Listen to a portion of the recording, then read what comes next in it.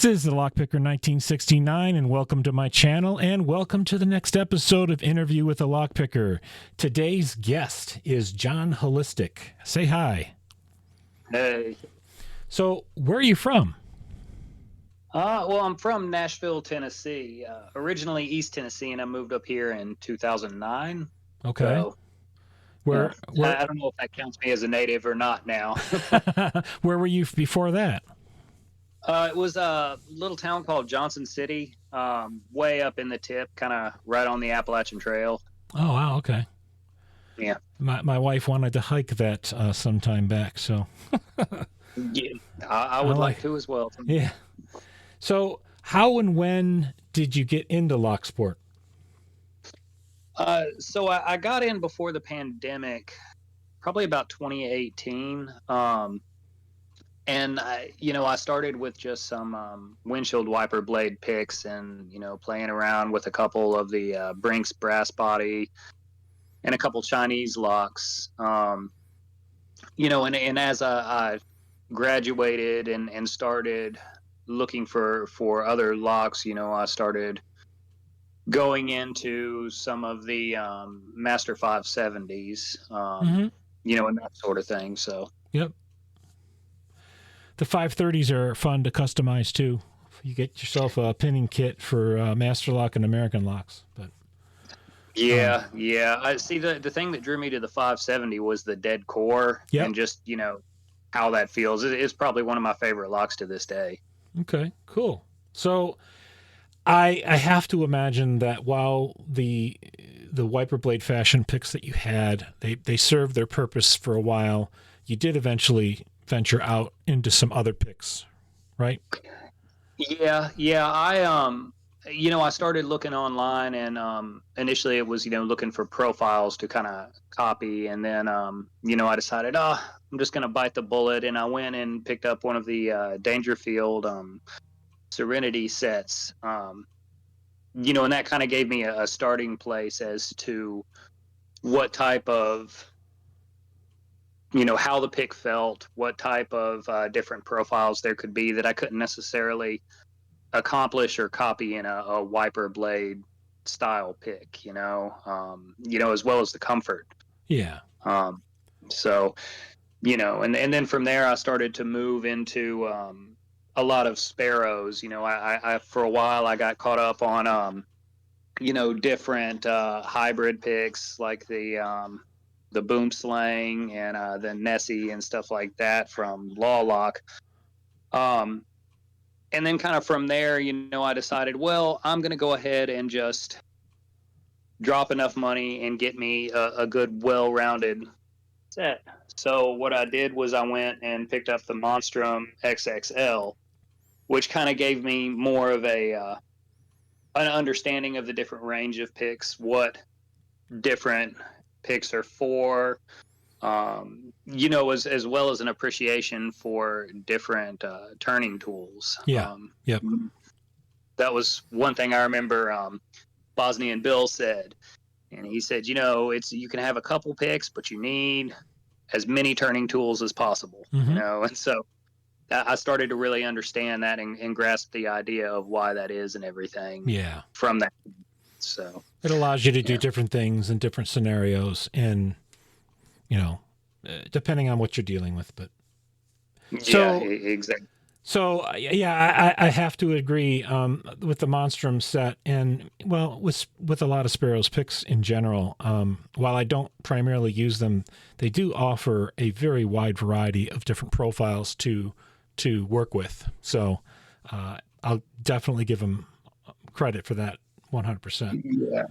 Yeah, absolutely. The one thing about them, like really, I only keep probably, I think 3 in my go-to kit today, but that's like the Sparrows 15 thousandths short hook, something that I can kind of poke around to lock in, and if it bends, it's no big deal. Being here in America, I can get them fairly cheap. Nowadays I tend to go with my Rob Lawn picks or multi-pick, something more of a better quality, better feel and some more strength to it. I just had Rob Lawn actually make me a 4 set of hooks, and I swear the deep hook is the greatest thing I've had. Those things are built like tanks. They really are. They Oh my really, really. goodness, they can take abuse. Yeah. And the deep hook, it's actually just a little bit longer than almost every other hook I have. I've got a postal from Peterson that I think is a little bit longer, but it's not as elegant, you know? Yeah. No, I So, had to make a set of 4 for me, and only 2 were duplicates. So for a short hook that I use primarily to start off with, but beautiful, beautiful work. yeah, absolutely. So when you first were getting into lockpicking, I'm assuming you did what most people do, and you turned to YouTube, and you had some influencers there. Who might those be? Yeah. Actually, the main ones at the time were really like Lock Noob and Bosnian Bill for the most part. I would see some from Lockpicking Lawyer or the Helpful Lockpicker, but the two major ones that I was really seeing a lot from was Lock Noob and Bosnian Bill, and Bosnian Bill presented everything in such a way to really help you understand how to approach different locks and how to attack them. I still use his recommendations whenever I'm picking, a lower level master lock, even to this day. Mm-hmm. So, at that time, with just them two, it kind of gave me a little bit of understanding of the community and, of the wide range of people in the lock sport community, but it was hard for me to find videos beyond them. Okay. So, speaking of the community, what was your first exposure to it? Um, Other than other than YouTube, that is. Yeah. Honestly, it was probably Reddit. I had gotten on a little bit here and there. I still can't remember the guy's name to this day, but there was somebody that was making custom picks, and all of his donation or all of his like payment for the picks went directly to a fundraiser. I believe it was for autism or something. Oh, okay, And I cool. thought that was really cool. Yeah. Yeah, so that was it was minimal at best at that time. I hadn't really again, outside of YouTube, been exposed to it. And at the time, the prima facie law was still in effect here in Tennessee. So it was very difficult to dive as much into that as I would have liked at the time, Yeah. So when did that So, law change exactly? I think last year. I'm fairly certain it was Wow. last year. Very recent then. Yeah, very, very recently. It's still one of those things you kind of got to be careful for here. But before that, it was where, okay, well, if you're caught with lockpicks, you could, you know, be charged as attempted burglary. Mm-hmm. Versus now where that's not necessarily the case. You have a little bit more grounds to stand on. Yeah, they have to prove intent now, or Yeah. Or I think the way the law is now, it says that as long as you are not selling your services as a locksmith, you can have picks. So, the devil's in the details. yeah. Well, maybe it'll further smooth out a bit for you as well. But so Yeah. where would you say? So you got originally into the community and started getting involved. Where would you say you're at today with it? I'd like to think I'm a lot more active now. Once I actually found the community, because I didn't find that on such a wide scale until picking back up locksport, because there was a little time during the pandemic and stuff that life happened on life's terms, and it just wasn't feasible for me to do. But when I picked it back up, you had people like Lady Locks and Trucking Lock and Knox Locks and all these guys, actively doing more videos and really providing an excellent service to the community, and Yeah. really pushing for these new pickers to come in and get exposed to everybody. So I kind of always try to think about that and try to pay it forward now, whether it's on Reddit or on Discord, and make sure that I do everything I can to help somebody who's just starting out, Yeah. because I think that's kind of where we all came from, I, so. I think that's the thing I love the most about this community is the willingness to want to help other people achieve their Yeah. higher level skills, make it to continue to progress, and then just all the encouragement. There's so much encouragement from everybody in the lockpicking community. It's been amazing. So Yeah, I definitely agree with you on that. so you got on Reddit. Did you end up on Discord at some point? Yeah, I actually didn't get on Discord until, I guess it was about 8 months ago now, something along those lines. Because Reddit was kind of my main Mm-hmm. access point, and between like talking to Lady Locks and talking to Knox and Trucker and all of them, they were kind of like, well, you should jump on Discord, and I got on, and the LPU server it's one of those that is just so big that it's Yes. very daunting, and it was one of those things to me that I was like I went in the lounge one day, and it was a combination of 30 different conversations at once. You couldn't really understand what was going on. Yeah. Yeah. Just inherent problems with the size. And at the time I had all these ideas for challenge lock pin designs and stuff, so I just kind of messaged Knox and started bouncing ideas off him, and he was like, man, hold on, let's send you an invite here. And I believe he was the one that invited me over to Trucker's server. Mm-hmm.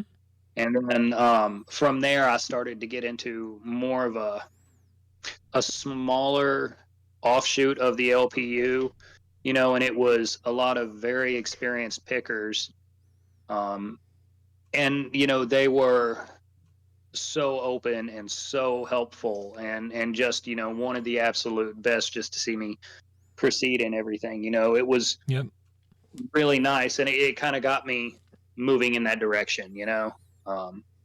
So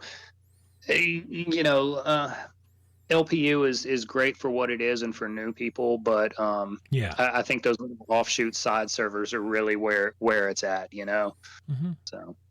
So I would imagine being on Reddit and then getting on Discord, you have been pursuing the belt ranking system.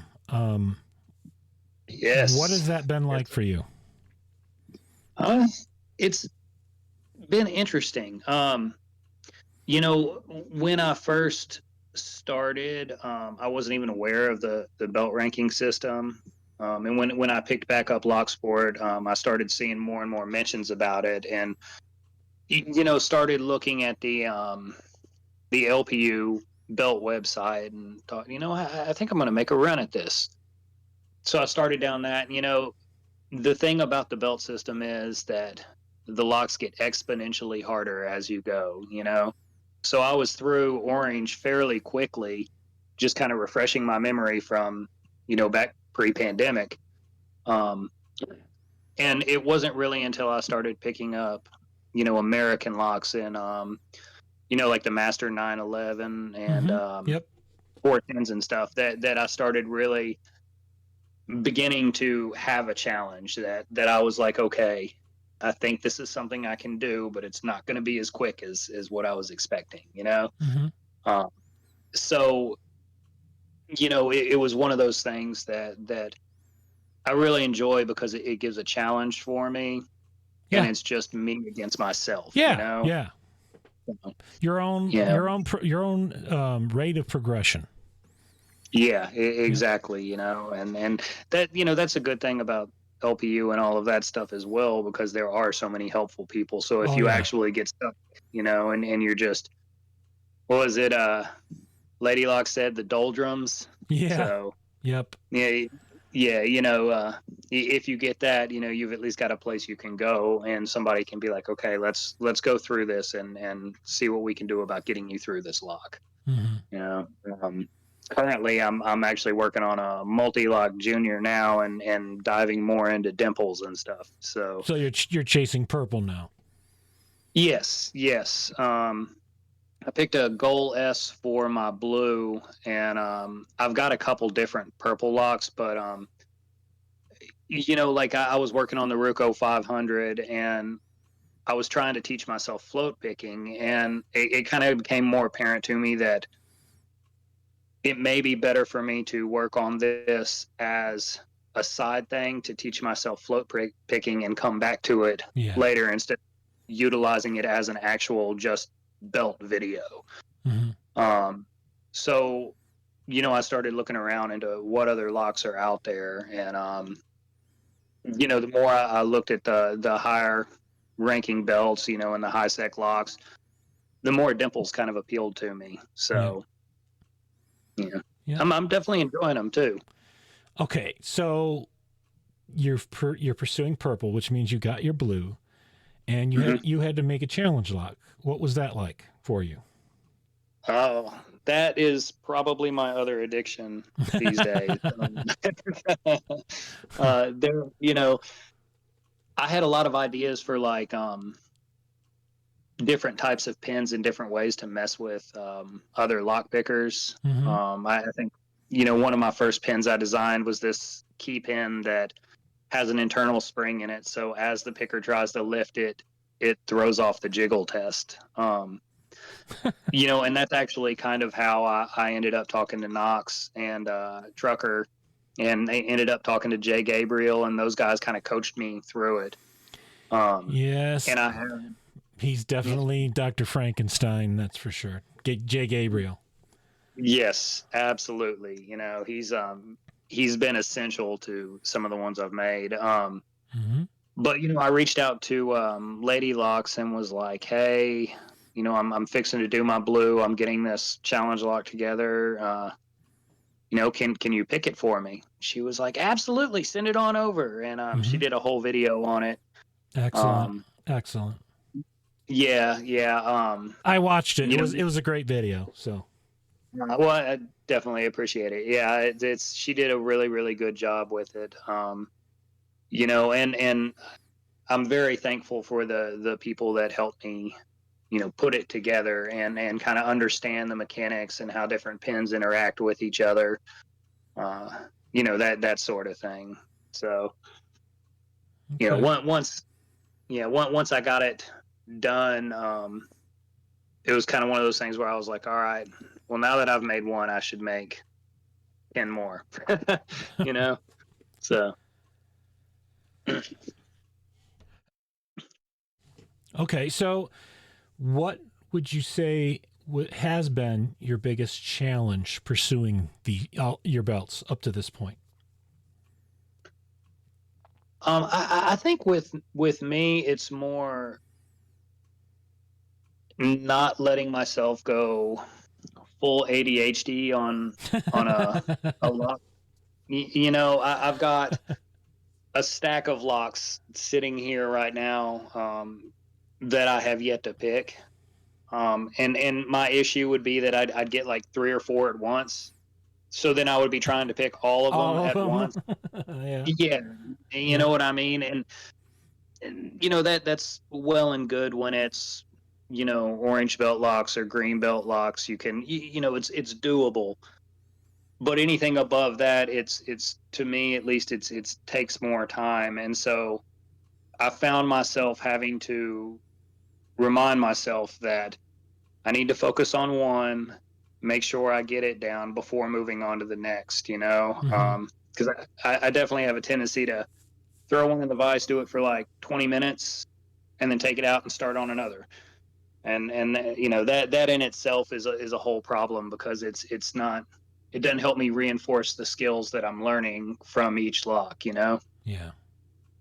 So, but yeah, I've still I've got an Ace H5 and a Dom Plora that I have yet to even touch, just because I know how I'll get with it. You know what I mean? You have to So slap your own wrist every time you try to go reach for it. basically, yeah, yeah, Yeah, yeah. All right. yeah. I did want to ask you this. What do you do for a living? So I actually work at a treatment center here in Nashville. We specialize in homeless and people of inmate status, trying to come off of drugs and alcohol. Well, Um, God bless you. well, I appreciate it. You know, it's very rewarding work. Yeah. You Def- know, uh, and it's also one of those things that you know, my lock picking actually helps me with when I was in that position. You know, yeah. so Understood. yeah, it gives an outlet. Yeah, I would imagine. Hmm. All right. Definitely. Last question before we wrap up. Okay. Um, what's your favorite thing about locksport?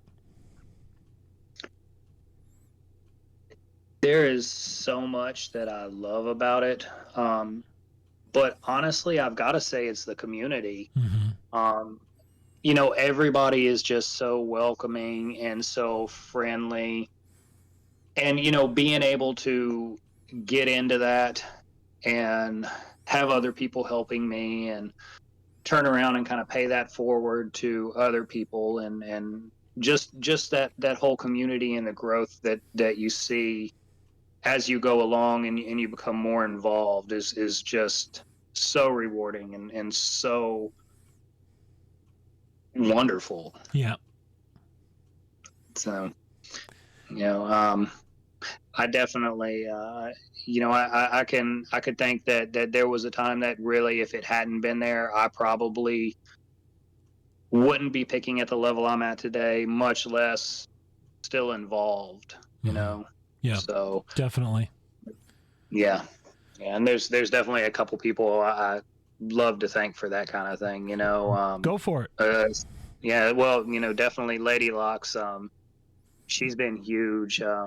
Her and Knox Locks and Trucking Lock, all of those guys, you know, Jay Gabriel, really everybody on the Unlocked server in particular on Discord, have just been absolutely amazing, and you know, have been people that have really helped me when I have just hit a wall and not been able to get a lock, or have an idea to bounce off of, you know, or just if I'm having a bad day, somebody to just sit and chat with, you know. Definitely.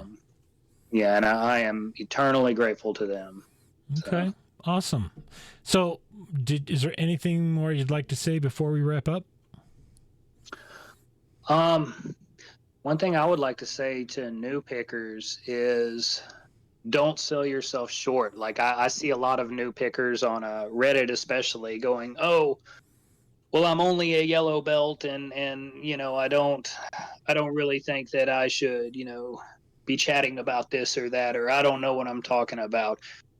And you know, we all start somewhere, Yep. and I think that by diving in and really trying to make yourself part of the community and expose yourself to the community is one of the biggest things, because it's that way you gain a lot of the knowledge that maybe will help you beat whatever lock you're stuck on, or you know, can help you grow not only as a picker but a challenge lock maker, Mm-hmm. Yep. pick maker, you know, what, however you choose to get into the lock sport community, you know. Yeah. And it really is just such an amazing place. There's tons of niches you can get yourself into, and make it very fulfilling. So. Yeah, exactly. You know, and plus too, with a lot of the people, like after that challenge lock, you know, Lady Locks, she sent me a whole bag of oars just to make challenge locks. Cool. Very cool. Yeah, you know, it's things like that that really make the community what it is. Very, very cool. I want to thank you for doing the interview. It was fun to get to know you, and on the pre-interview we had quite a bit we talked about. That was a lot of fun, and Yeah, thank you for doing this. I appreciate it.